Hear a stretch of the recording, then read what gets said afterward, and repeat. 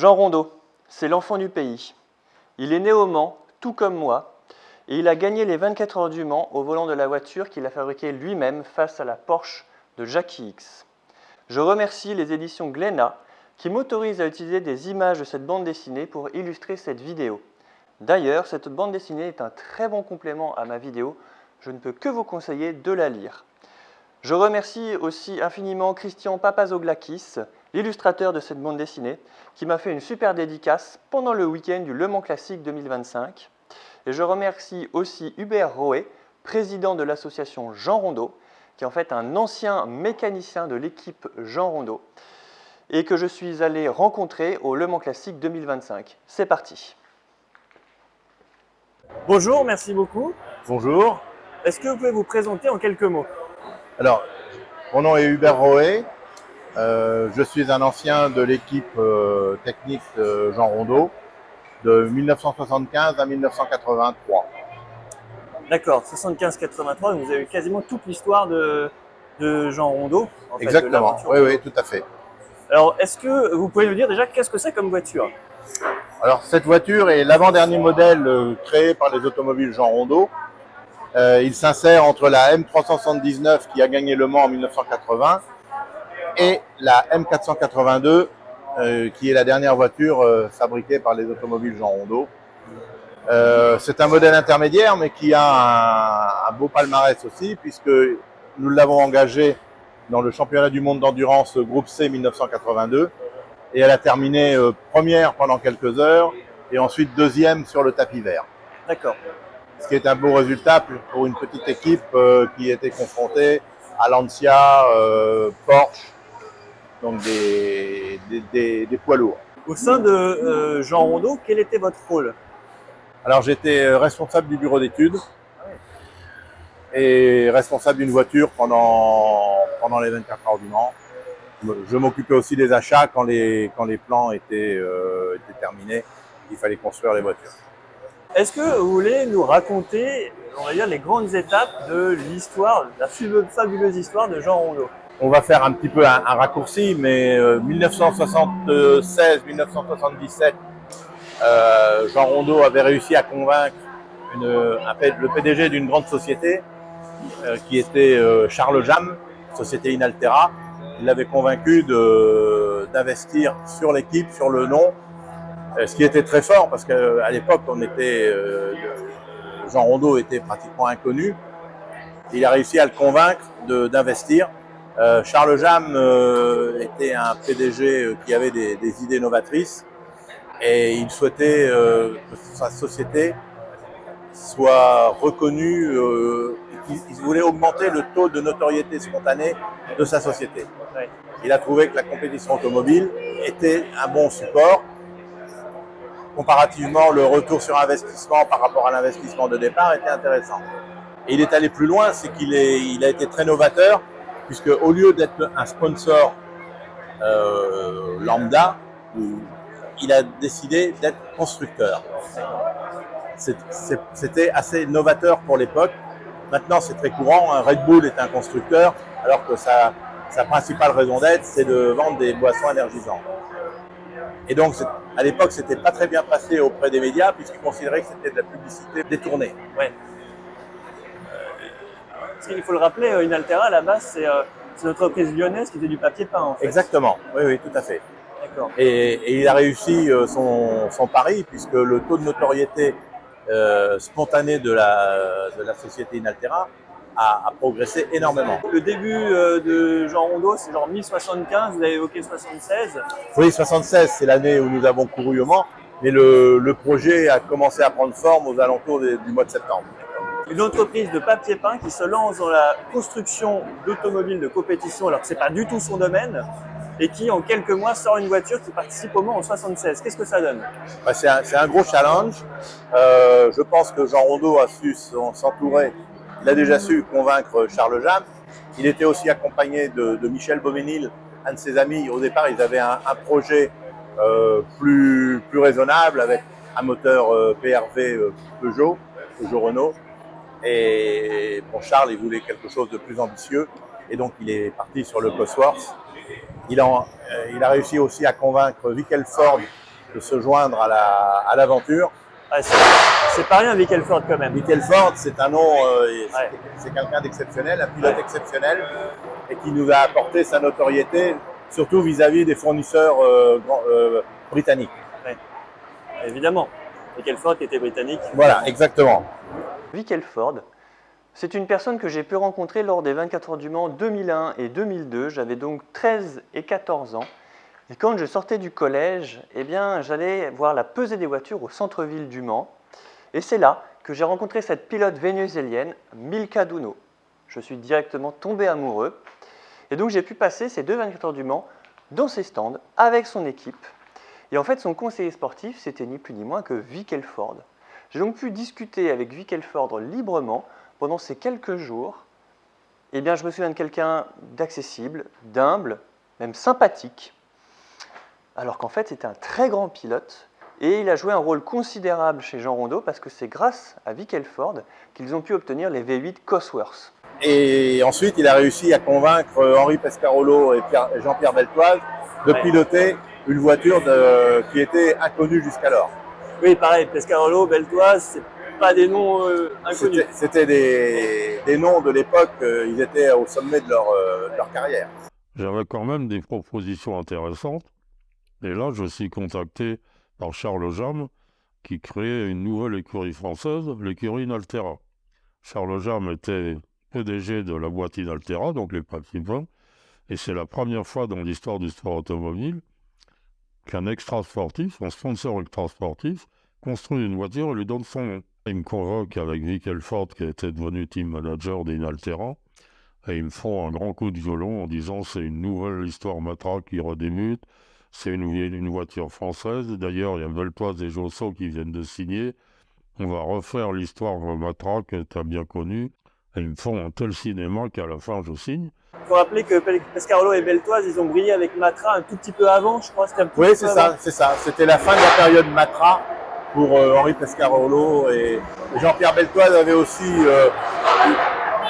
il avait... Ouais. On va couper. Ah, ce sont les aléas du direct. Hein. Oui. Donc on en était donc, Oui. qui sont juste 2 grands pilotes qui venaient de briller avec Matra quelques années avant. Et voilà. Ils nous en veulent, hein. On a fini en 10 minutes. Hein. Ouais. Ah ouais, bien beau. Ouais. On en est à 77. On en est à 77 là. Ouais. D'une entreprise qui à la base ne fait pas de construction automobile, première participation, 2 voitures qui terminent, c'est déjà un bel exploit. Oui, Surtout, il faut le rappeler que 6 mois avant, c'était une entreprise de papier peint. Voilà, c'est toujours une entreprise de papier peint. Oui. Et ils avaient recruté les personnes qu'il fallait. Oui. Là, c'est Jean Rondeau qui les avait recrutés pour construire des voitures. Et nous étions tous, la plupart d'entre nous étions des jeunes sortis de l'école pratiquement l'année d'avant, ou même en 75. Ouais, tout à fait. Quelques anciens. Il y avait un ancien mécanicien de chez Matra qui nous avait rejoint et qui était un peu notre guide spirituel. Et il y avait aussi quelques personnes qui avaient déjà un peu plus d'expérience, qu'on considérait comme des anciens, mais ils n'avaient pas beaucoup plus d'âge que nous. Entre autres, Daniel Ménager, qui avait travaillé dans la chaudronnerie aéronautique chez Dassault. Ouais. Daniel, tu es demandé au parloir. Ce qu'il faut voir aussi, c'est que Jean Rondeau, avant 76, il est déjà pilote professionnel depuis 68 à peu près. Donc ça fait déjà quelques années. Peut-être pas professionnel, mais enfin, disons, il voulait en faire son métier.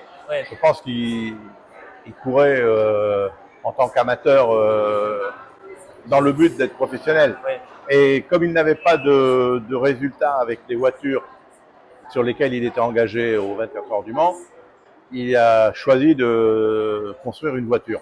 Oui, tout à fait. Hein. Mais je veux dire, par là, il avait déjà quelques contacts dans le milieu de la compétition. Oui, bien sûr, oui. Tout à fait. Alors, j'ai noté 77, 3 voitures engagées et 3 voitures qui finissent le Mans d'ailleurs. Oui, vous pouvez nous en parler? Oui, dont la 88, c'est-à-dire la 88, c'était celle que pilotait Jean-Pierre Josso et Jean Rondeau, de mémoire, et qui a terminé 4e. Ouais. Et je crois que cette année-là, il y a un équipage 100% féminin. Oui, Exactement. Christine Becker, c'est Léla Lombardi. Léla Lombardi étant, je crois, la seule femme à avoir marqué des points au championnat du monde de Formule 1. Oui, et c'est pour ça qu'elle est remarquable. Exactement, oui. Tout à fait. Elle a aussi un beau palmarès. Oui, tout à fait. Ah, oui, oui. Petite anecdote, j'ai noté 77, vous avez dit donc Jean Rondeau, alors moi j'ai noté que c'était Jean Rondeau et Jean Ragnotti Oui, qui étaient effectivement. ensemble sur Oui, cette oui, oui. voiture et C'est- qui ont terminé à 40 secondes du podium, donc quatrième, Oui. et à 40 secondes du troisième. Oui, Pour une deuxième Ah oui. participation, c'est pas mal quand c'est même. pas mal. Oui, oui. pas mal. Et bon, mais quatrième, c'est pas le podium. Ouais. Ce qui nous amène à l'année 78. C'est peut-être l'année que j'ai préférée de toute ma carrière. J'ai apprécié toute ma carrière. Mais 78, c'est un goût particulier parce qu'on redémarrait à zéro. On était on était 4, je crois, 4 ou 5 dans l'écurie. À ce moment-là, nous n'avions aucune aide financière, nous n'avions juste que des idées, des plans et des bonnes volontés autour de nous. Et nous partions pratiquement de rien.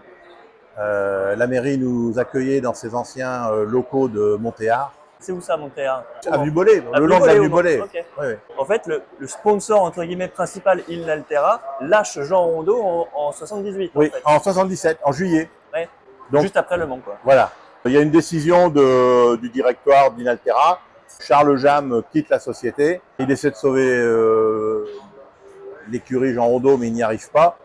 Et donc, tout le matériel est vendu à Enimader en Suisse. Donc Jean Rondeau repart de zéro. T'as juste les compétences, quoi, mais... Il y avait les compétences et l'expérience acquise les 2 années précédentes. Et donc, on reconstruit une voiture en 6 mois qui participe aux 24 heures du Mans.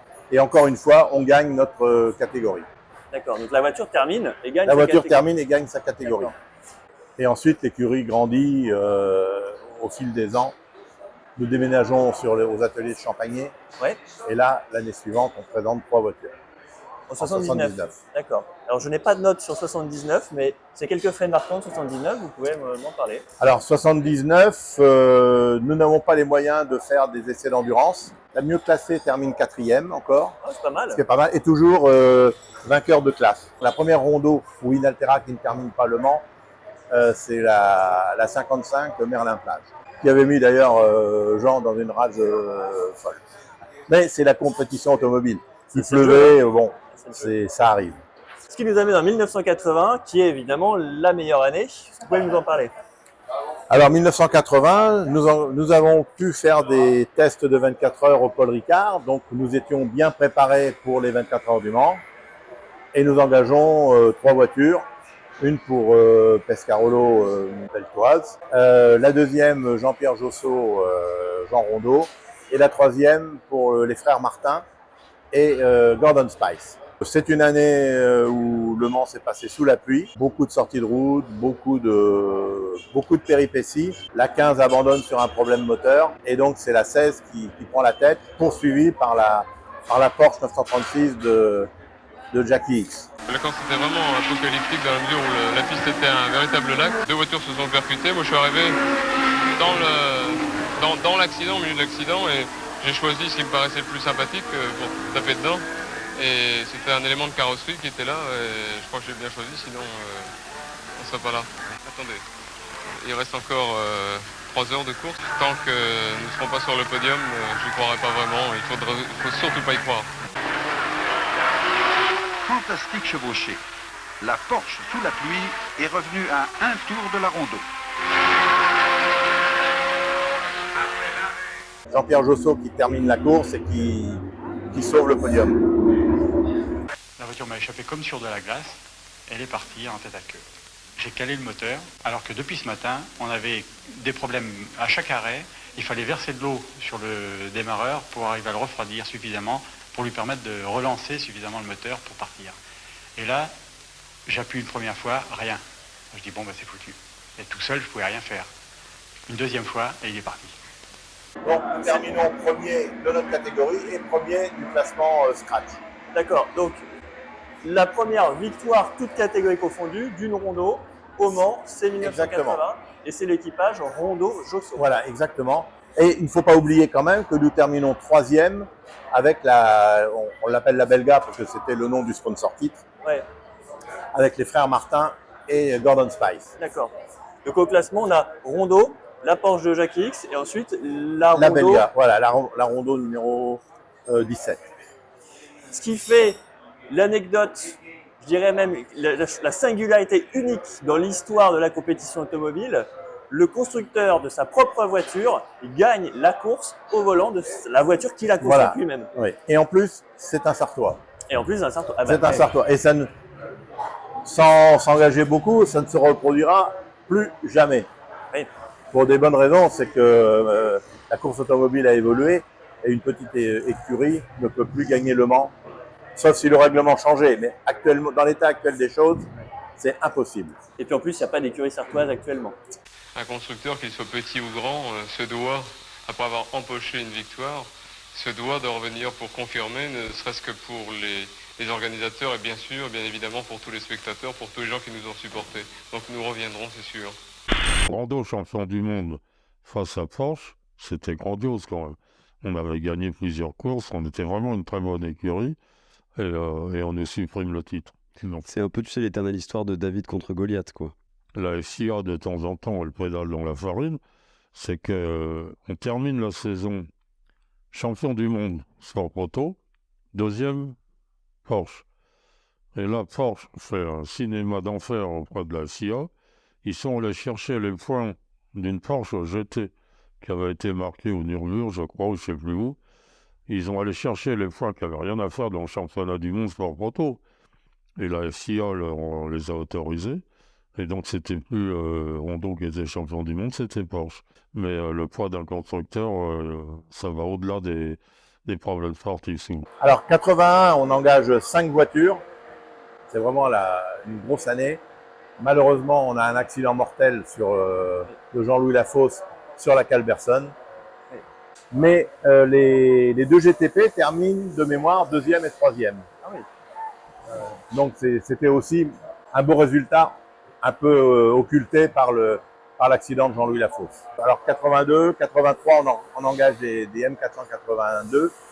Mais les voitures surtout la 382 est bien née. Malheureusement, le moteur 3,9 litres ne supporte pas la ligne droite d'une Audière telle qu'elle était à l'époque, c'est-à-dire sans les chicanes. Ouais. Et il se produisait des vibrations qui détruisaient le dumper du moteur. Ça équilibre le vilebrequin en fait. Voilà, c'est ça. Avec le volant moteur d'un côté et Voilà. le moteur de l'autre. Voilà. Le 3,9 litres est un bon moteur, mais pour les courses de 6 heures. Ouais. Ou en dehors, ou pour des courses peut-être de 24 heures, mais en dehors de la ligne droite d'une Audière. On nous avait mis un nouveau moteur Cosworth qui, au lieu de faire 3 litres, faisait 4 litres. Il avait des vibrations tellement... Alors, il était très puissant, aux essais, on s'est baladé. Il avait tellement de vibrations qu'il a cassé complètement. Il a y compris cassé le damper qui servait à amortir les vibrations. Alors 84, moi j'ai quitté l'entreprise, donc je ne sais pas ce que vous voulez en dire. Mais là, Alors, j'ai quelques notes. 84, j'ai noté que Jean Rondo arrivait deuxième au 24 heures du Mans, mais sur une Porsche cette fois-ci. Voilà. oui. Pourquoi pas? Bon. Au deuxième moment, c'est pas mal. Oui, Et j'ai noté que malheureusement, fin 85, Jean Rondo nous quitte à 39 ans, donc il est jeune en fait. oui, Un bête accident sur un passage à niveau à côté des ateliers, là, à côté Oui. du Mans en fait. exactement, sur l'atelier. En fait, ça m'arrivait souvent de le faire, mais là, c'est lui qui allait chercher le courrier à la poste de Champagné. Et il y avait ce passage à niveau à traverser. Et un malheureux concours de circonstances a fait qu'il s'est tué sur ce passage à niveau. Le pilote et constructeur automobile Jean Rondo tué dans un accident. Il avait 39 ans. À Champagné, près du Mans, sa voiture, coincée sur une voie ferrée au milieu d'un passage à niveau fermé, a été percutée par le rapide Paris-Quimper. On ne comprend pas très bien pour le moment ce qui s'est passé. La SNCF a ordonné une enquête. C'est quand même fou de se dire quelqu'un qui a été pilote automobile pendant près de 20 ans, qui a presque risqué sa vie, parce qu'à l'époque c'était Oui. quand même assez dangereux. Et en fait, c'est un accident bête, quoi. Ça fait un peu comme, plus récemment, ça fait penser un peu à Schumacher. Oui. Je se dis, bah, il est combien de fois champion du monde de F1 et puis sur un accident bête de ski, il se Oui. retrouve. Oui. C'est le dicton populaire qui dit quand c'est votre heure, c'est votre heure. Ouais. Il se vérifie, malheureusement. On est revenu aujourd'hui parce que c'est le Le Mans Classique Et donc, j'ai cru comprendre qu'il y a une opération particulière sur cette voiture pour le Le Mans Classique 2025. Il me semble qu'elle a été plus ou moins restaurée. Pas plus ou moins, elle a été complètement restaurée. C'était un nouveau pari fou que l'on a fait. Nous avons repris l'association Jean Rondeau qui avait été créée par des proches de Jean Rondeau en 86 après son décès, qui avait acheté une voiture qu'il avait prêtée au musée du Mans et elle y est restée pendant 40 ans parce que l'association après s'est un petit peu endormie. Les créateurs de cette association, qui étaient Marjorie Brosse, entre autres Marjorie Brosse et Charles Jeanne, nous ont demandé de lui redonner un petit peu de vitalité. On va pas dire du sang neuf parce qu'on n'est pas non plus des tout jeunes. J'ai réuni autour de moi l'ancienne équipe technique de l'époque qui sont tous partis comme un seul homme. Alors déjà, pour faire partie de l'association, la faire revivre. Après, on s'est posé la question, qu'allions-nous faire pour la faire revivre? Étant donné qu'il y avait une voiture au musée, nous, notre philosophie, c'est pas que les voitures, c'est bien qu'elles soient exposées au musée, mais une voiture de course, il ne faut pas que ce soit statique. Donc, on a décidé de la restaurer. C'était un pari fou parce qu'il faut monter le budget, même si nous, nous apportions le savoir-faire et la main-d'œuvre en tant que bénévole, donc gratuite. Il a fallu convaincre des mécènes de nous suivre. C'est ce qui a été fait avec l'aide du musée et de la CO, qui nous ont permis de faire une réunion pour présenter notre projet. Je crois que c'était le 13 novembre 2024. Ah ouais. 13 novembre 2024. C'est un peu l'histoire qui se répète, que 6 Exactement, mois pour refaire 200 une voiture. jours. 200 jours pour restaurer la voiture, trouver les budgets, restaurer la voiture, la faire rouler. Ouais, donc c'est comme en 80 quand il a fallu 6 mois pour ressortir une voiture. Quoi. Voilà, c'est ça, exactement. Comment ça s'est passé, c'est le Mans Classique 2025? Alors, avant de faire le Mans Classique, nous avions fait des essais au Vigan pendant les 500 Ferrari contre le cancer. Des essais qui sont des essais de déverminage, donc on avait des petits réglages à faire. On a fait ce qu'il fallait et on l'a fait rouler ensuite à Lurcy-Lévy pour finaliser. Depuis, on a encore fait les dernières améliorations et on était prêt pour le Mans Classique. Les premiers essais se sont déroulés parfaitement et là, malheureusement, lors de la deuxième séance d'essai, on a eu un problème moteur. Le moteur, c'est la seule partie de la voiture sur laquelle on n'intervient pas. Et donc, malheureusement, on est obligé de... Ça, c'était hier soir, en fait. Voilà, c'est ça. Donc, hier soir, vous avez dû déclarer forfait et vous n'avez pas pu faire la course. On n'a pas déclaré forfait hier soir. On a prévenu qu'on ne faisait pas la course d'aujourd'hui et on ne fera pas celle de demain parce que c'est vraiment une impossibilité majeure. Nous n'avions pas eu le budget pour réviser le moteur qui était prévu au départ sur cette voiture. On nous a prêté un moteur qui était en excellent état, etc. Mais c'est des impondérables de la course. Et maintenant, le prochain objectif, c'est de reconvaincre des mécènes de nous aider pour réviser le moteur qui est notre propriété. D'accord, ok. Qui est un moteur 3,9 litres de l'époque. D'accord. Alors c'est ça ce qu'il faut noter, c'est que les rondeaux, dans toute l'aventure rondeau, de 75 jusqu'à 85 en fait, pendant 10 ans, les rondeaux ont toujours été connus et reconnus pour leur fiabilité en fait. C'est vraiment ce qui sortait du lot. Oui. Sauf le moteur sur lequel ils n'avaient pas trop la main, puisqu'en fait c'était des moteurs achetés ailleurs. Voilà, achetés, préparés et sur laquelle, c'est vrai, nous n'avions pas la main. Ouais. Et bon, le moteur c'est quand même une pièce importante et qui est très sollicitée au Mans, donc ça peut arriver. D'accord. Ok. Mais on n'est pas... Bon, on est déçus, bien évidemment, surtout pour nos pilotes et puis les personnes comme Philippe Belou et Daniel Ménager, Jackie Petit, qui ont passé plus de 3500 heures en 200 jours, 3500 heures de travail. C'est énorme. On est déçus, mais on va rebondir et on espère être présent. On va faire le maximum pour être présent à Le Mans Classique 2026. D'accord. J'espère pouvoir venir aussi. Qui vient vous voir. Ce sera avec plaisir. Même si vous voulez suivre au cours de l'année les différentes péripéties, vous êtes les bienvenus. D'accord, super. Merci beaucoup Hubert. Et puis bonne journée. Merci, avec plaisir. Bonjour messieurs. Bonjour. Bonjour. Merci beaucoup de m'accorder ce petit temps pour cette interview. Est-ce que vous pouvez vous présenter en quelques mots? Oui, donc je m'appelle Bastien Brière, j'ai 42 ans, je suis monceau d'origine. Je vis actuellement au Mans, je suis ostéopathe et je fais la course automobile depuis mes 18 ans.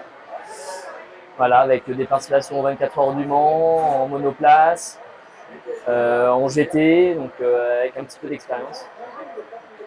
Merci. Alors, je m'appelle Nicolas Belou, j'ai 42 ans également, comme Bastien. Moi je suis chef d'entreprise. J'ai débuté ma carrière en sport automobile à une vingtaine d'années, en commençant par le karting comme beaucoup de monde. Et puis après moi je me suis orienté directement vers la course historique de compétition, donc en Formule Ford, sur des voitures un petit peu plus anciennes que celles de Bastien à l'époque. Et donc voilà, moi j'ai couru uniquement sur véhicules historiques. Qu'est-ce que ça fait de prendre le départ de la mythique course des 24 heures du Mans? Ah, c'est un grand moment, je ne vais pas dire le contraire. Surtout que que ce soit Nicolas ou moi étant sartois, je pense qu'on vient aux 24 heures depuis qu'on est né avec nos parents. Donc on a quand même ça dans le sang. Et le fait que ça puisse se concrétiser, c'était un super moment. Vous savez, j'ai eu la chance de faire mes premiers 24 heures à tout juste 20 ans. Et à l'époque, j'étais le plus jeune participant des 24 heures.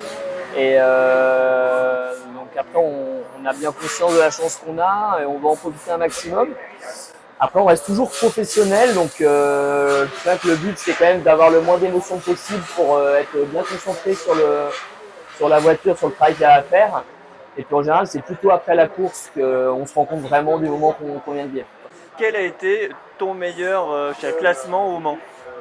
Ah, mon meilleur classement, c'était lors de mes 4e 24 heures avec le Team Boutsen, Gignon Racing, où on avait fini 10e de la catégorie. On aurait pu faire mieux parce qu'on a un peu qu'à crever 3 heures avant l'arrivée dans les S de la Forêt, donc on a perdu beaucoup de temps. C'est pour ça qu'on est passé de 3/4e à 10e. Et déjà, c'était une belle victoire de terminer la course parce que c'est quand même toujours assez compliqué à finir. Surtout qu'avant, les voitures étaient quand même moins fiables qu'aujourd'hui. Il y avait quand même beaucoup plus d'abandon. Donc, ça, c'était. Quelle année à peu près? Là, moi, mes derniers 24 heures, c'est 2012. Mais quand on voit aujourd'hui le taux d'abandon là, sur les derniers 24 heures, il est quand même très faible. Donc,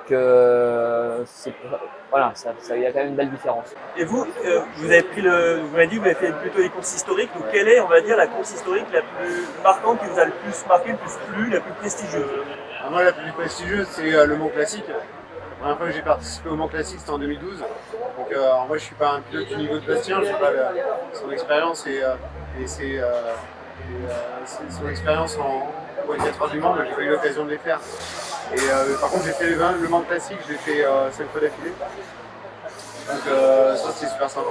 Bon, la première fois qu'on prend les lunelières dans n'importe quelle voiture que ce soit, c'est une expérience incroyable. La première fois qu'on voit la route ouverte, on est habitué à la prendre en tant que monceau, un peu au quotidien. La voir ouverte en grand sur toute la longueur, c'est une expérience incroyable. C'est ça qui marque.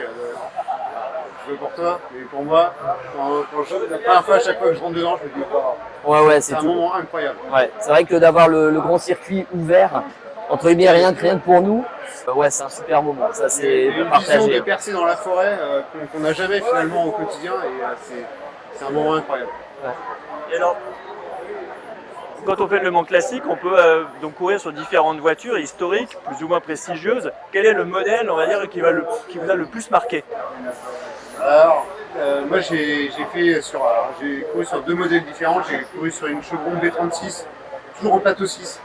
Chevron B36 et une Inaltera, donc l'ancêtre de la Renault. La voiture qui m'a, je dirais que ça reste des voitures de course dans tous les cas, avec des contraintes différentes. Après, j'ai des souvenirs au Mans Classique avec une Altera, revenir, la piste était sèche, il s'est mis à pleuvoir à Mulsanne, la ramener jusqu'au stand avec 5 mm d'eau sur la piste avec des pneus slicks, c'était des expériences assez sympas et ça reste gravé. Un peu marquant. Avec l'idée que la voiture coûte très très cher et que tout le monde compte sur moi pour que je la ramène saine et sauve, sachant qu'il n'y a pas d'enjeu sportif en plus de ça. Si on revient, donc aujourd'hui, on est au Le Mans Classique 2025. Donc tous les deux, vous avez piloté cette voiture. Quel est un peu le ressenti, la spécificité, la particularité au niveau du pilotage de cette voiture? Bah, moi déjà dans un premier temps j'étais agréablement surpris parce que c'est la première fois que je pilotais une voiture aussi ancienne et je savais pas trop à quoi m'attendre, mais on a quand même toujours un peu des préjugés, quoi. Et quand j'ai pris le volant pour la première fois, pour le coup c'était une bonne surprise parce que c'est quand même des voitures déjà rapides, quand même assez confortables malgré tout, même s'il y a quand même beaucoup moins d'assistance, et assez efficaces quand même, soit en ligne droite ou en vitesse de passage dans les virages, quoi. Donc c'était une belle surprise. Ensuite, de toute façon, ça reste du pilotage dans le sens où on sait quoi faire pour aller le plus vite possible sur un tour. Première approche, c'est une voiture plutôt facile à conduire. Il n'y a pas d'effet de sol. Il n'y a pas toute la contrainte aérodynamique qu'on retrouverait sur une voiture avec un moteur trouvé en roue C, avec beaucoup d'effets de sol, donc des problématiques de pompage ou de vitesse de passage. Donc ça simplifie quand même grandement les choses. Moi, je trouvais une voiture qui était facile à contrôler, une voiture plutôt simple et saine à conduire. Donc, on se sent vite à l'aise dans la voiture, même si effectivement sur Le Mans, on est quand même à des vitesses qui sont quand même plus importantes que sur n'importe quel autre circuit. Et il faut le temps de se mettre en confiance avec la voiture pour vraiment en tirer un petit peu de performance. C'est sûr qu'à plus de 300 Enaudière, la voiture elle est quand même légère, quoi. C'est quand même sur un fil et c'est une voiture quand même plutôt tendance sous-vireuse, c'est-à-dire avec l'avant qui s'inscrit un petit peu moins bien. Et je pense que c'est l'ADN apparemment de ces voitures-là à cette époque aussi. Donc on va dire c'est à nous d'adapter notre pilotage pour l'exploiter du mieux possible. Merci beaucoup. Si on revient donc sur l'événement d'aujourd'hui, donc Le Mans Classique 2025, comment vous l'avez vécu? Qu'est-ce qui s'est passé? Pour ma part, je suis arrivé assez détendu. Je sais pas pour toi, mais déjà parce que ça faisait plaisir d'être là. Donc le but c'est de prendre un maximum de plaisir. Il fait beau, on a de la chance. C'est toujours mieux quand il fait beau. Et puis après s'amuser, prendre du plaisir dans la voiture. On avait fait des essais qui étaient intéressants, donc c'est vrai qu'on était confiants pour faire des beaux essais et de belles courses, en essayant de faire le meilleur résultat possible. Et puis c'est vrai que Le Mans Classique, c'est une super manifestation, quoi. Il y a un nombre de spectateurs incroyable, que des passionnés, vraiment un bon état d'esprit. Alors on essaie de prendre tout le positif en fait pour passer 4 jours au top, quoi. En fait, ce qui est clair, c'est qu'il y a eu une aventure humaine incroyable avec l'association Jean Rondeau, qui en 9 mois a réussi à construire une voiture en partant de zéro. On a récupéré une voiture qui était exposée au musée depuis près de 30 ans et on la ramène sur la piste. Donc il y a un moment d'émotion qui est quand même, ça a été beaucoup de travail alors à tous les niveaux, hein, en termes de communication, il a fallu trouver des financements, il a fallu travailler sur la voiture pour la refaire. C'est beaucoup de travail de plein de personnes différentes. Donc ça c'était l'aboutissement, on était arrivé à un aboutissement de ce projet. Donc ça a été l'apothéose de voir cette voiture partir et prendre la piste. Après, évidemment, les essais sont plutôt bien passés. On a montré qu'en un tour chrono, on était déjà arrivé. Ça très bien passé sur la grille. Donc j'imagine qu'avec plus de tours, on aurait pu faire progresser. Et clairement, on s'en est parlé avec Bastien. Je pense que notre place était dans un top 10, c'était honnêtement, je pense. Ouais, c'était jouable. Enfin, il y avait encore beaucoup de potentiel et dans la voiture, de temps à aller chercher. C'était pas. Il s'avère qu'on a eu une problématique technique qui n'était pas de notre fait et qui était. Mais bon, il ne reste pas moins qu'en fait on a été au bout de notre projet et ça c'est vraiment chouette. Et alors, est-ce qu'on peut espérer vous revoir en 2026 sur Le Mans Classique? Si possible avec la Jean Rondeau. Alors, ouais, ce serait bien, c'est sûr. Alors, je pense déjà, je sais pas quelles vont être les voitures autorisées en 2026 sur Le Mans Classique. Je crois que ça n'a pas encore été annoncé. Je sais pas quelles sont les voitures qui rouleront l'année prochaine. Ensuite, je pense que c'est sûr que l'ambition de l'association Jean Rondeau, c'est de faire rouler la voiture à nouveau sur d'autres courses et sur Le Mans Classique, j'imagine. Après, en course auto, le nerf de la guerre, c'est l'argent. Donc, on va en profiter pour faire appel aux donateurs. C'est une association, donc vous pouvez faire un don à l'asso. Il y a un avantage fiscal qui va avec. Et voilà, vous pourrez participer à l'aventure Jean Rondeau et aider toute l'équipe et la voiture à rouler sur les courses qui vont venir. Ok, merci beaucoup. Et pour votre part, est-ce que vous pouvez faire l'année prochaine? Ouais, mon rêve, c'est évidemment de faire perdurer cette association qui raconte une histoire.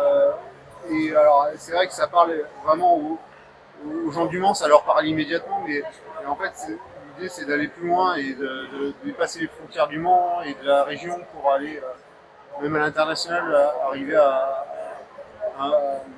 mettre en avant cette personne incroyable qui est partie d'une idée de dire moi je veux faire les 24 heures du Mans et je veux gagner 24 heures du Mans et je le ferai avec mon matériel et c'est incroyable et ce qui est génial c'est que 45 ans plus tard on se retrouve avec une voiture à rouler au Mans Classique, donc c'est un super écho à l'histoire et donc l'idée est clairement de continuer et de perpétuer le Mans Classique 2025 n'est que le début de l'aventure. Donc il y a l'association, on peut aider l'association, on peut aller sur le site internet, c'est Asso Jean Rondeau, donc n'hésitez pas. Je mettrai le lien en description. C'est super gentil. Merci. Merci beaucoup messieurs, puis bonne fin de week-end. Ouais, merci beaucoup. Bonne journée. Bonne journée. Au revoir.